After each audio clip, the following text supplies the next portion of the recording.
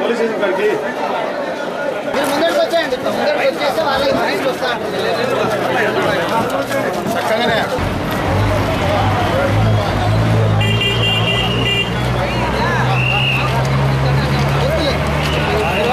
మీరు ఇచ్చిన మాట నిలబడాలి.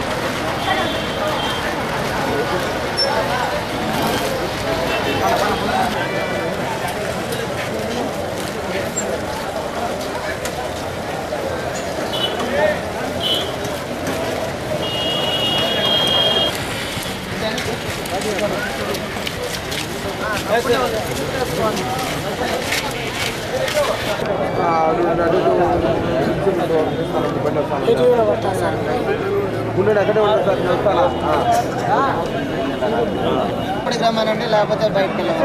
లోపలికి రమ్మనండి.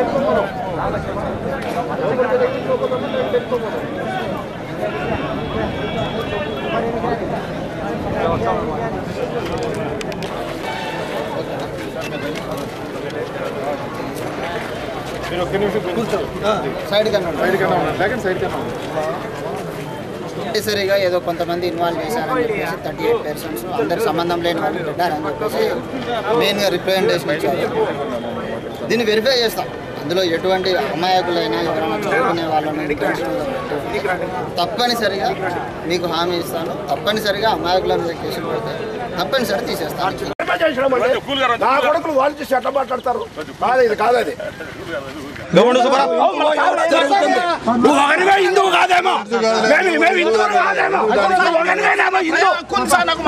హిందువులు కాదు, నువ్వు ఒకరివే హిందువులు, నువ్వు ఎరుపుకుని ఒకరివే హిందువులు. అవును సార్,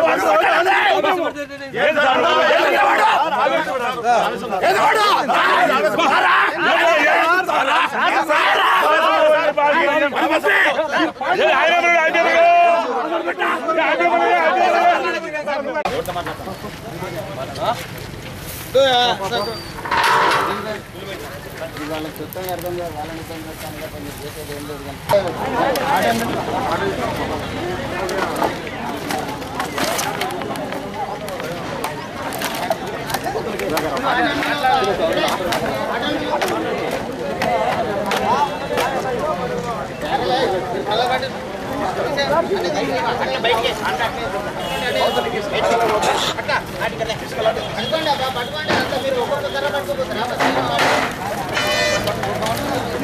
ఏంటి తీసేయండి,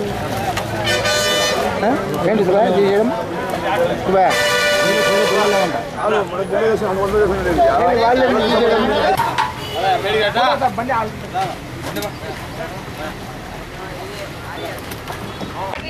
నైట్ టైంలో లేడీస్ వచ్చి అడగడము, ఫోన్లు చేయండి, మీకు తెలియకుండా వాళ్ళు ఏమన్నా ఉందే మీకని మీరు అడుగుతున్నారు. మీ పోలీస్ డిపార్ట్మెంట్ ఏమో మా ఇళ్ళ కాడికి వచ్చి కనీసం వాళ్ళ షాపులేమో బంద్ చేసుకోలేదు, వాళ్ళు ఏమో పెట్టుకున్నారు. మా షాపులు మాత్రమే మీరు బంద్ చేస్తున్నారు.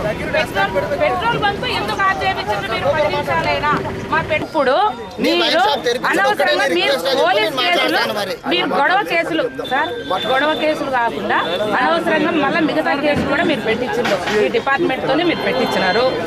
మీరు ఎందుకు పెట్టించినారు సార్? ఇది మీరు న్యాయం చేయాల్సిన వాళ్ళే మీరు ఈ విధంగా చేయొచ్చా?